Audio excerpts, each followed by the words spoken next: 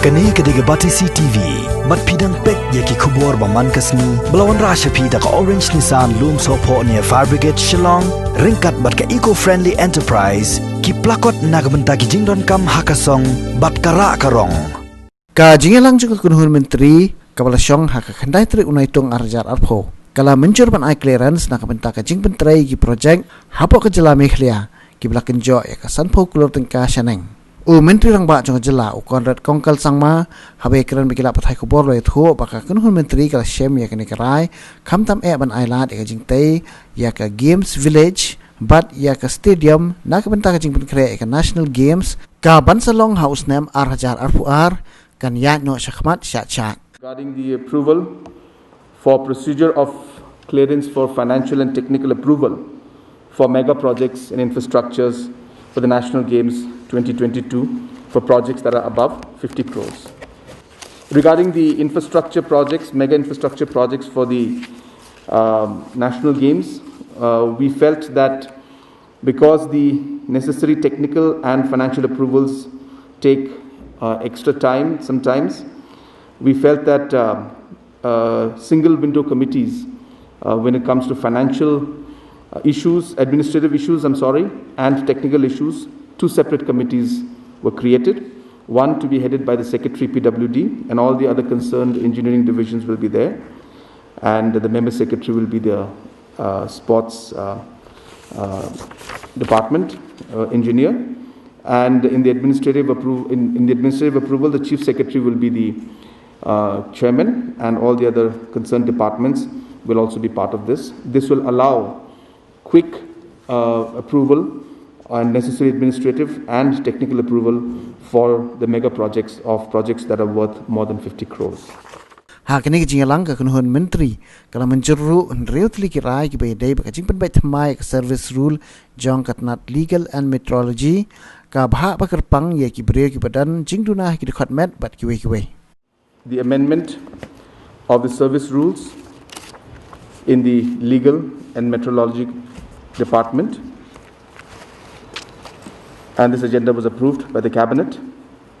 Some additional posts that were there, those posts had to be mentioned in the rule book, and it is basically an old rule and it has been amended relating to the reservation of persons with disability, with benchmark disability, and the objective was to maintain a roster system in the 4% reservation for the persons with disability.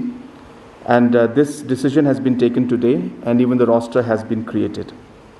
The roster system has been approved by the cabinet today.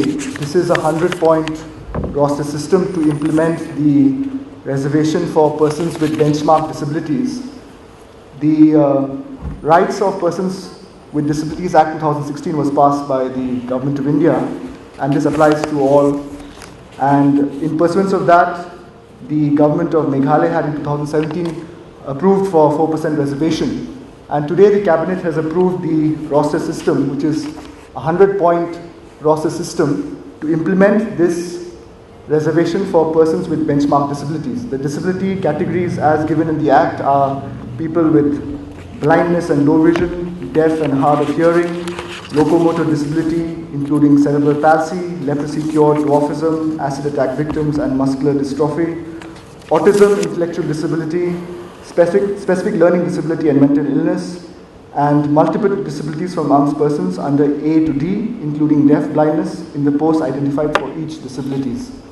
So this is already in the Act, and today by approving the roster system, the government has ensured that for every 25th post in the roster, that 25th post will be earmarked for a person with benchmark disability in that order. So the 25th post will be earmarked for a person who is blind. The next 50th post will be earmarked for a person who is deaf or hard of hearing, and so on and so forth. So it basically means that for every 100 vacancies that are there, 4 persons will be recruited from persons with disabilities.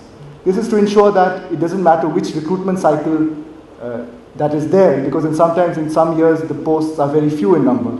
But once that post is earmarked for persons with benchmark disabilities, whenever that point is reached in the roster, that is the 25th point, the 50th point, the 75th point, and the 100th point, that means 4% of 100, those points will be earmarked for persons with benchmark disabilities, and therefore this reservation system will be applicable. No, we don't have the figure right now with us, but I think what is important to understand in today's cabinet decision, it's actually a very, very important decision. That earlier, if there were only 10 posts that were advertised, because 4% is the requirement or 4% is the quota, the people with disability never got. Now, 4% means every 25th post goes to a person with disability, because in 100 post, so 25%, every 25th post. So in 25 post, 4% is 1. So therefore, every 25th post would go to a person with disability. Now, if you had, in the first advertisement, suppose you had 10, there's no 4% in that. So this person with disability never got. In the second batch also, again 10 would be there. Again, there's no 4%. So person again with disability would never get. Again, 10 would come. Again, there's no 4% in 10 posts. But if you add 10, 10 and 10, it's 30. So what our decision today has enabled is that all these 10, 10, 10 will be counted as one. It's a roster system. So even if there was an advertisement for 10 posts now and 20 posts after 5 years, even after 5 years, it would be the 25th post would go to the person with disability. That is what the difference is today, and why a lot of people with disability have not been able to take advantage of this reservation has been because of this particular issue of not having a roster system. Because we never used to have advertisements, or rarely have advertisements for 25 posts or 100 posts. It was very rare. So that is why this roster system is allowing a cumulative counting of the number of posts, and every 25th post now will go to a person with disability. The number, I'm sorry you asked me, we don't have that with us right now. Regarding the revision of the ex gratia amount and grant to victims of electrical accidents, we have decided that the ex gratia amount will be increased from 1 lakh for the loss of human lives to now revised amount of 2,50,000. This is, as I said, in reference to victims of electrical accidents. So the amount has been increased from 1 lakh to 2,50,000. And in other areas also, things like crop damage, damage to households, and damage to livestock, all these areas also are there, and there has been an increase of almost 100% in all these other categories also. Regarding an amnesty scheme where people who have tax dues towards the state government will be given an amnesty scheme for a period of 6 months to be able to pay the amount that is due, failing which different measures, legal and different prosecutions as per law will be taken against all these people who are evading taxes. But a 6-month window time will be given to them with some incentive to ensure that, or give them the opportunity to pay the amount that is due to the state government. Although this is the official name, we are colloquially or informally calling it as Meghalaya Amnesty Scheme. This is the first time in the country such comprehensive amnesty scheme has been brought in for all the indirect taxes under various state taxation acts.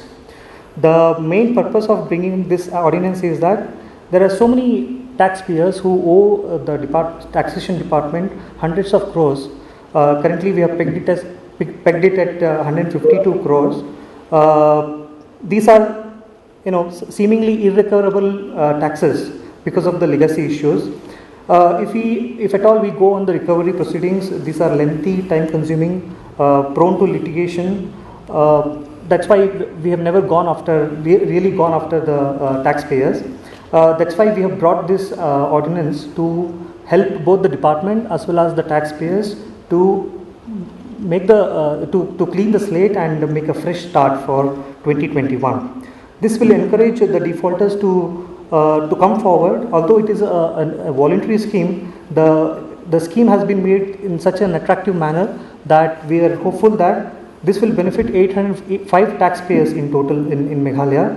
We are hopeful that all 805 taxpayers will come forward and will avail this scheme. So the idea of the scheme is very simple. If a taxpayer has an outstanding due of 1 crore, which includes the principal amount of tax, the surcharge, the penalty, the interest, or even the late fee, if it comes to 1 crore, we are giving a net discount or a waiver of 30%, so that he can make only 70% or the 70 lakh of the tax payment of the tax dues to the department and get away with it. So this is we also have the government of India has been very aggressive on decriminalization of minor offences for improving the business sentiments and declogging of court processes. So we are hoping that with this process we will be able to achieve this objective, and we are giving a window of 6 months from whenever the act is whenever the ordinance is notified. From that date we are giving a window of 6 months before which the outstanding taxpayer can make an application before the Commission of Tax and can avail the benefit of this scheme. So once the window of 6 months closes, we will go aggressively against all these outstanding taxpayers and will prosecute them with the rigorous means. Initially the GST Council had put a cap of 10 lakhs as turnover, below which you don't have to register, because GST, the process is tedious. So the GST Council felt that it would not make sense to ask people whose turnover is below 10 lakhs to come into the GST gambit. Now, after that, the amount was increased for the Northeast again to 20 lakhs, because again it felt that in Northeast, again the people who are doing annual turnover of 20 lakhs, they don't need to go through the entire process of applying for a GST registration, because it is tedious and it could just make life more inconvenient for them.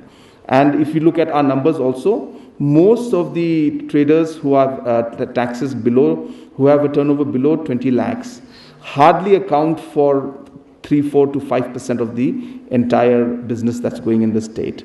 That aside, this amnesty scheme is completely different. It is talking about all the tax evaders, all the tax defaulters who have not been paying their taxes for the past 10, 15, 20, 30 years, and their tax as well as their default payment and their interest and surcharges have been piling up, and government has not been able to get it out from them, and they also have not come forward. This is an opportunity to these tax defaulters to come forward, get a 30% discount on the amount that is due, and a win-win situation will be there where they can also be clean from the evasion prosecution, and the state government also can recover these default taxes. So this is a one-time scheme that's coming up, which will be valid for 6 months. So this is nothing to do really with the GST registration and council. It's to do with the past taxes.